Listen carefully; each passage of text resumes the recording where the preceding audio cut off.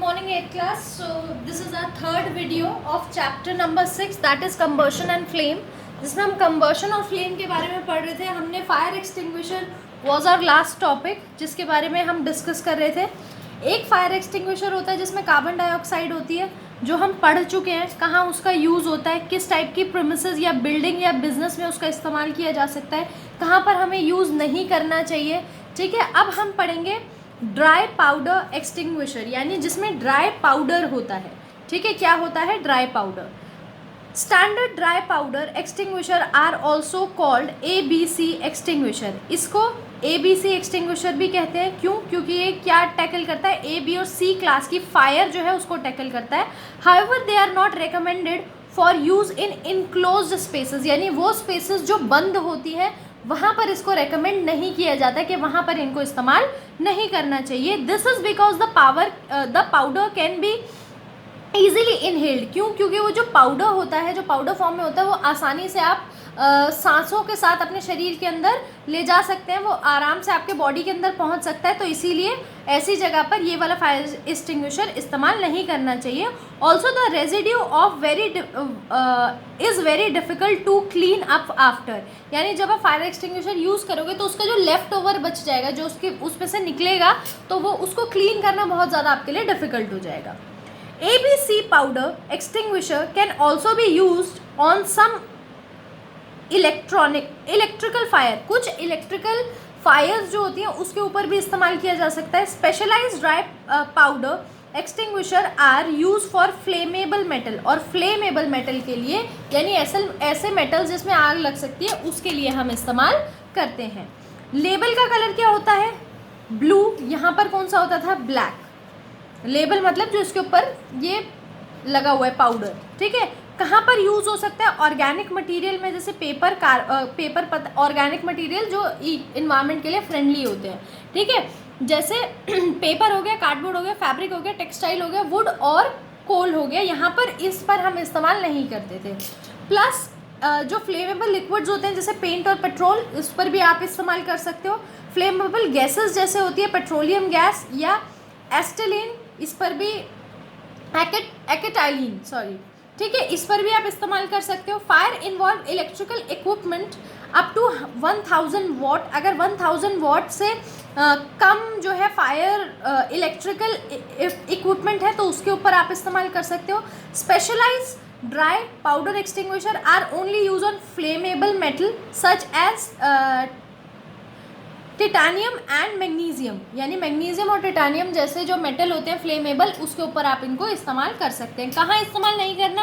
अगर किसी आग में कुकिंग ऑयल इन्वॉल्व है, यानी कुकिंग ऑयल है, उसके ऊपर आग लग गई तो इसका इस्तेमाल नहीं करना. अगर इलेक्ट्रिकल इक्विपमेंट 1000 वॉट से ज़्यादा का है तब भी इस्तेमाल नहीं करना. या कोई क्लोज स्पेस है जैसे ऑफिस हो गया, घर हो गया, तो वहाँ पर ये चीज़ें इस्तेमाल नहीं करनी है. How dry powder extinguisher work, तो ये कैसे करता है वर्क? ड्राई एक्सटिंग्विशर जो होता है smoothen fire by forming a barrier between the fuel and the source of oxygen, यानी फ्यूल और सोर्स ऑफ ऑक्सीजन के बीच में एक बैरियर खड़ा कर देता है, एक रुकावट जिसे आप कहते हैं वो खड़ा कर देता है और फायर को रोक देता है. अब नेक्स्ट क्या है? टाइप ऑफ प्रीमिसेस जहाँ पर हमें चाहिए. बिजनेस जहाँ पर फ्लेमेबल गैसेस हो, केमिकल प्रोसेसेस का इस्तेमाल होता हो, यहाँ पर वेल्डिंग या फ्लेम का काम होता हो, जहाँ पर गराज हो, ठीक है, या फिर लिक्विड गैसेस का इस्तेमाल होता हो, या फिर लार्ज और कमर्शियल जो रूम्स होते हैं बड़े बड़े, वहाँ पर. ठीक है, वेयर टू लोकेट, कहाँ पर लोकेट, यानी कहाँ पर रखना चाहिए हमें ड्राई फायर एक्सटिंग्विशर अगर हमारे पास है तो ये ऐसे रखना चाहिए, ऐसी जगह पर जहाँ पर आग लगने का खतरा हो. ठीक है, अब यहाँ पर आपको एक एक्टिविटी दी है जिससे आप क्या प्रूव करेंगे कि अगर आप एयर की सप्लाई कम कर दें तो आप आग को रोक सकते हैं. तो इसको जो है, इसके लिए आपको क्या चाहिए? एक बर्निंग वुड चाहिए. ठीक है, एक पीस ऑफ बर्निंग वुड जिसमें आग लग सके. एक आयरन की प्लेट चाहिए. Place the piece of burning wood और charcoal on the, sorry, burning wood यानी चारकोल जैसे होता है वो. ठीक है, और क्या कहते हैं इसको, या फिर उसको आयरन प्लेट के ऊपर रख दो. तवा भी आप इस्तेमाल कर सकते हो. Under the supervision of your teacher के साथ ही करना है, अकेले नहीं करना, कहीं आग लगा दो. ठीक है, या फिर आपके घर में कोई बड़ा है तो वहाँ पर. ठीक है। Cover it with glass of jar, और उसको कांच के ग्लास से कवर कर दो या कोई टम्बलर जो जिसमें आपको दिखे, और फिर आप क्या देखोगे कि धीरे धीरे आग जो है वो ख़त्म हो जाएगी, जैसा कि हम कैंडल के साथ करते हैं। ये वाला जो एक्टिविटी आप कैंडल के साथ करिए तो बेटर है। कैंडल के साथ आप आसानी से कर भी लेंगे और सारी चीज़ें अवेलेबल भी है। कैंडल को जलाइए और उसके ऊपर एक ग्लास रख दीजिए, जैसे ही एयर कट ऑफ होगी आग भी धीरे धीरे बुझ जाएगी। फ्लेम के बारे में अब हम पढ़ते हैं। फ्लेम में क्या है? The word flame itself come from the Latin word flamma. Flamma word से ये आया है, लैटिन एक लैंग्वेज है, ठीक है। फ्लैमा वर्ड से ये आया है। Simply we can say the flames are the visible part of the combustion reaction. आप ये कह सकते हो फ्लेम एक ऐसी चीज़ है जो आपको दिखती है जब भी कहीं आग लगती है, तो जो चीज़ दिखती है, जो लपटें आपको दिखती है, उसको फ्लेम बोल सकते हो। During combustion the fuel react with the oxygen and produce a huge amount of heat energy. Reaction के दौरान क्या होता है, जो फ्यूल होता है वो एयर के साथ रिएक्ट करता है और बहुत लार्ज अमाउंट में, बहुत ज़्यादा अमाउंट में क्या करता है, हीट को निकालता है। Due to this heat and atom of the reactant gas super heated. तो इससे क्या होता है, हीट के कारण जो रिएक्टेंट होते हैं, जो एटम्स होते हैं, वो बहुत ज़्यादा हीट हो जाते हैं। And as these atoms are leaving the combustion zone they bleed off excess energy in form of light। और जैसे क्योंकि बहुत ज़्यादा हीट होने की वजह से ये उस जगह से निकलने लगते हैं, और किस फॉर्म में निकलते हैं, लाइट ये जो है प्रोड्यूस करते हैं निकलते हुए। Now as you know the to see flames come some combustion reaction must occur in the fuel.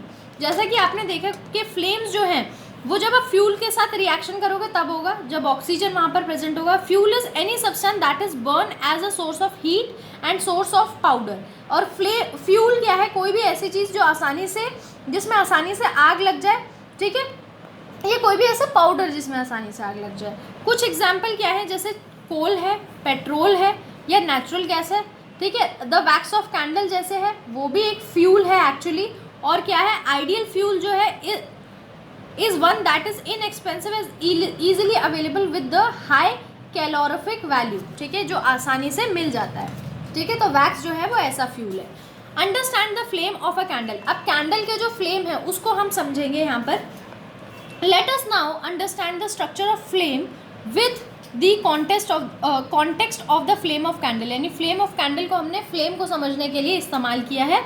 For this you will need to closely observe the flame of an ordinary candle। एक candle को जलाइए और उसकी flame को ध्यान से आपको observe करना है। You will notice its shape, आप उसकी शेप को नोटिस करोगे और वो किस तरीके से बन रही है, जल रही है, और सबसे मोस्ट इम्पॉर्टेंट उसके कलर क्या क्या है। इन सब चीज़ों को जो है आप इसमें ऑब्जर्व करोगे। When you light a candle, a combustion reaction take place with the wax of the candle which is a fuel and the air which contain oxygen। जब भी आप कैंडल को जलाओगे तो दो चीज़ों में रिएक्शन होगा, एक तो फ्यूल में जो हमारा वैक्स है, और दूसरी चीज़ जो ऑक्सीजन, एयर में ऑक्सीजन है उसमें। The flames are the area in which this combustion reaction is taking place. Flame क्या है, एक ऐसा एरिया है जहाँ पर ये जो कंबशन है ये टेक प्लेस कर रही है, ऐसी जगह है। The release of heat and light energy from the exothermic reaction happen through the flame. और हीट और लाइट जो उसमें से दिख रही है, निकल रही है, वो किसकी वजह से, क्योंकि exothermic reaction. Now if you observe you will see 3 distinct colour in the flame. जब आप ध्यान से देखोगे तो 3 कलर आपको दिखाई देंगे जो हमें क्लासीफाई करने में मदद करेंगे। इनर पार्ट यानी अंदर का पार्ट जो है, ठीक है, इनर पार्ट जो है वो क्या होगा, this is the inner most part, सबसे अंदर का पार्ट है फ्लेम का। It is the part closest to the wick, यानी ये जो बत्ती है इसके पास में जो है सबसे क्लोजेस्ट, जो मोमबत्ती के अंदर ये बत्ती होती है, इसके पास की सबसे पास की लेयर होती है।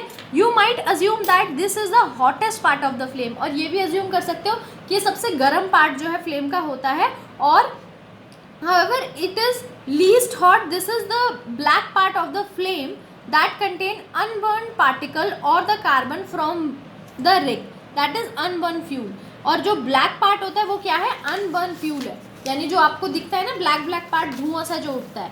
अब मिडल पार्ट पे आते हैं, जो ये बिगर पार्ट होता है फ्लेम का, ये है मिडल पार्ट, ये वाला, ये सबसे छोटा पार्ट है, ये फिर उससे बड़ा है, और रेड वाला सबसे बड़ा पार्ट है, ठीक है। तो मिडिल पार्ट के बारे में पढ़ते हैं। इसका कलर जो है वो वेरी करता है, येलो और ऑरेंज का मिक्सचर कुछ होता है।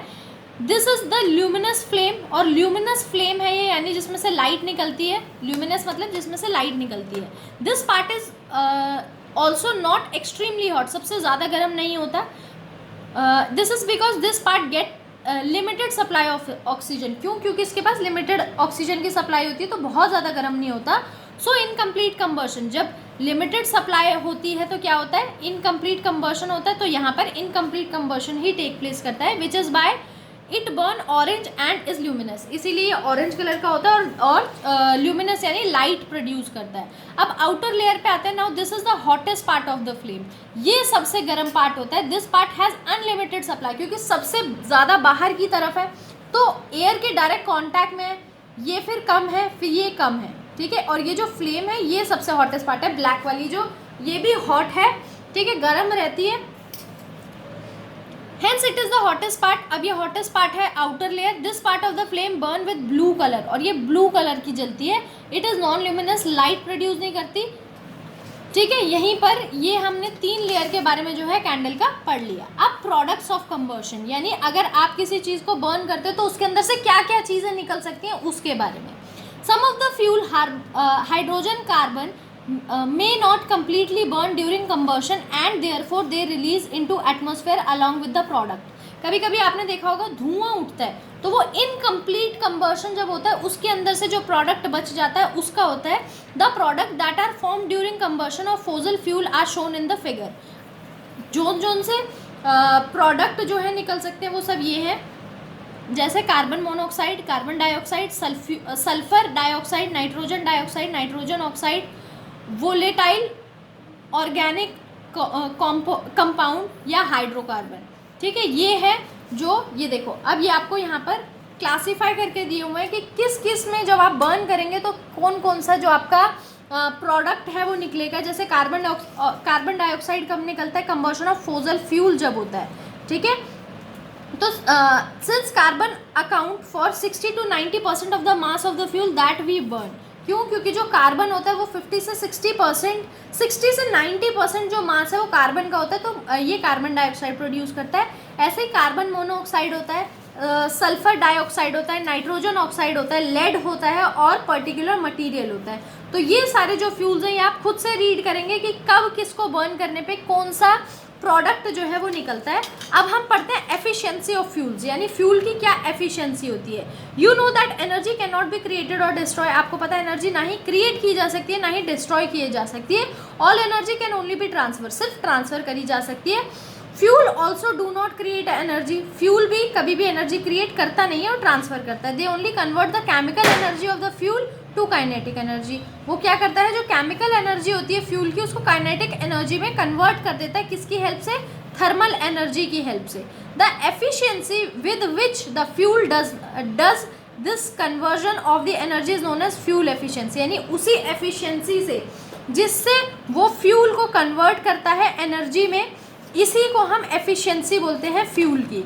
Now let us take a look on how we measure this fuel efficiency. अब एक लुक करेंगे, एक झलक देखेंगे कि कैसे हम फ्यूल एफिशिएंसी को मेजर करते हैं। Fuel efficiency is measured as the amount of heat that 1 kg of fuel produces on combustion. कैसे मेजर करते हैं कि 1 किलो फ्यूल अगर आपने जलाया है या कंबस्ट किया है तो कितना उसकी एफिशिएंसी है। This is known as calorical value of the fuel, और इसी को कैलोरिफिक वैल्यू बोलते हैं फ्यूल की। द यूनिट जिसमें हम मेजर करते हैं ये होती है किलो जूल पर केजी, यानी के स्मॉल और जे बिग अपॉन केजी, ठीक है।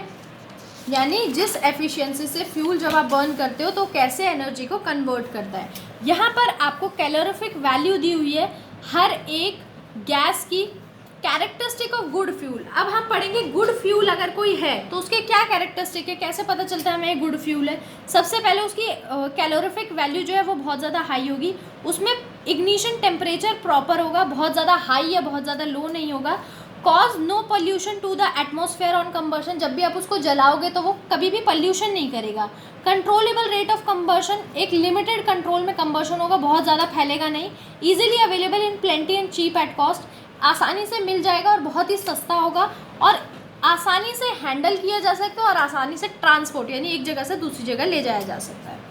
डिसएडवांटेज ऑफ बर्निंग फ्यूल, यानी अगर आप फ्यूल को बर्न करते हो तो उसकी क्या डिसएडवांटेज है, उसके क्या डिसएडवांटेजेस हैं, वो हम इस पोर्शन में पढ़ेंगे। डिसएडवांटेजेस को हिंदी में मुझे पता नहीं क्या बोलते हैं। The burning of fuel leads to release of harmful product into environment. Burning of fuel क्या कर सकता है, एनवायरनमेंट में खराब प्रोडक्ट रिलीज कर सकता है। And increase in consumption of fuel leads to harmful effect to the environment, यानी अगर आप फ्यूल का कंजम्पशन बढ़ा दो, ज़्यादा से ज़्यादा फ्यूल को इस्तेमाल करने लगो तो एनवायरनमेंट बहुत ज़्यादा इफेक्ट होगा। अब ये कुछ पॉइंट है।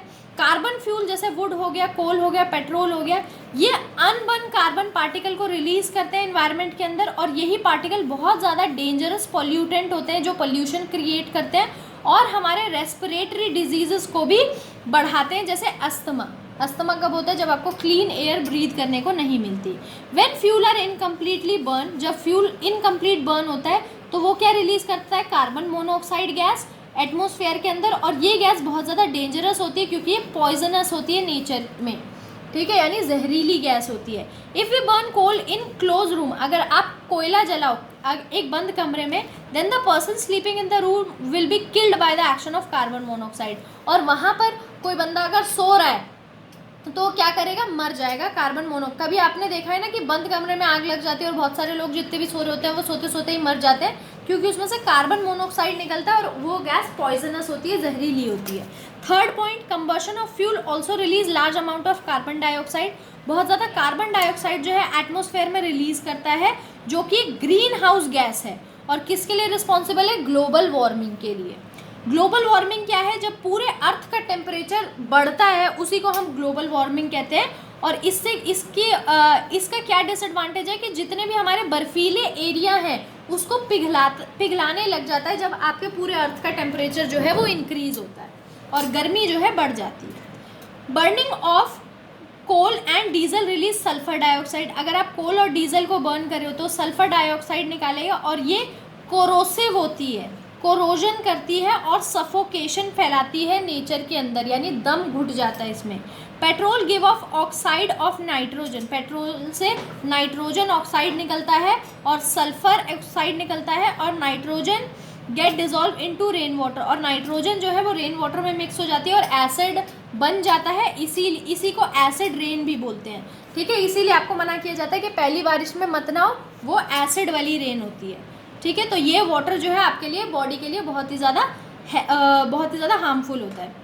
पॉल्यूशन जो है मेजर डिसएडवांटेज है फ्यूल को बर्न करने का, क्योंकि ये कार्बन डाइऑक्साइड जो है वो फैलाता है और ग्रीन हाउस इफेक्ट क्रिएट करता है, यानी हमारी पूरी धरती को गर्म कर देता है, ठीक है। और इसीलिए फैक्ट्रीज में भी मना करते हैं, या फिर आपको व्हीकल का पोल्यूशन चेक करवाना पड़ता है, ठीक है।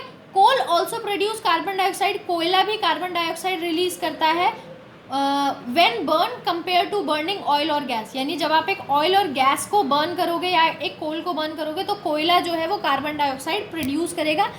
It gives off sulphur dioxide, और उसके साथ साथ सल्फर डाइऑक्साइड भी रिलीज करता है जो एक एसिड रेन क्रिएट करती है। अब क्या है, power station that utilise coal need large amount of fuel, अब ऐसे पावर स्टेशन जो कोयले का इस्तेमाल करते हैं उनको बहुत ज़्यादा अमाउंट में फ्यूल चाहिए होता है।